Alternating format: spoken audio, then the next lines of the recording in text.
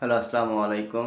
শুভ নববর্ষ। তো আজকে এই নববর্ষ সম্পর্কে বলতে গেলে অনেক কথাই বলতে হয়। দেখেন, ৭১-এর স্বাধীনতা ভাষা আন্দোলন, হাজারো রক্তের বিনিময়ে দেশটাকে আমরা স্বাধীন করেছিল আমাদের বীর মুক্তিযোদ্ধারা।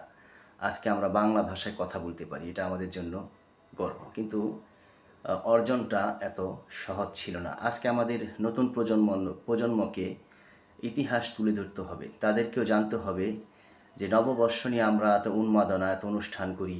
আসলে পিছনের ইতিহাসটা কী? আজকে নববর্ষ নিয়ে কনসার্ট হয়, ইভেন্ট হয়, নাচ গান হয়। এটা তো আসলে ভাষা আন্দোলনেরই ছিল না। হাজারো রক্তের বিনিময়ে ছাত্ররা এই ভাষা কথা বলার স্বাধীনতা অর্জন করেছিল বাংলা ভাষায়। তো এটা নতুন প্রজন্মকে জানতে হবে।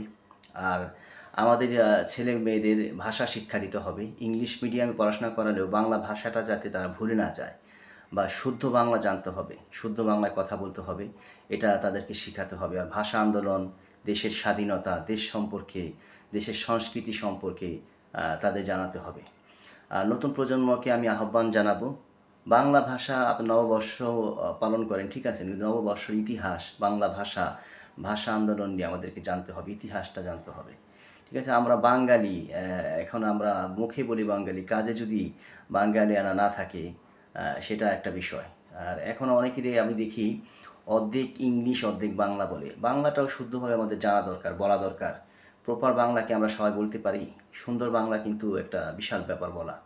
তো এই বিষয়গুলো নতুন প্রজন্মকে আমি আহ্বান জানাবো, আপনারা ৭১-এর স্বাধীনতা ভাষা আন্দোলন সম্পর্কে পড়াশোনা করেন, জানেন, দেশটাকে আসেন আমরা সবাই মিলে একটা চমৎকার বাংলাদেশ করি। দলবল নির্বিশেষে আমরা সবাই মিলে একটা সুন্দর বাংলাদেশ করি, বাংলা ভাষায় কথা বলি, বাংলাদেশকে এমনভাবে গড়ে তুলি বিশ্বের কাছে যারা বাংলাদেশটা আমাদের একটা আদর্শ দেশ হিসাবে পরিচিত হয় বাংলাদেশটা। তো সবাই আমার জন্য দোয়া করবেন। আসসালামু আলাইকুম।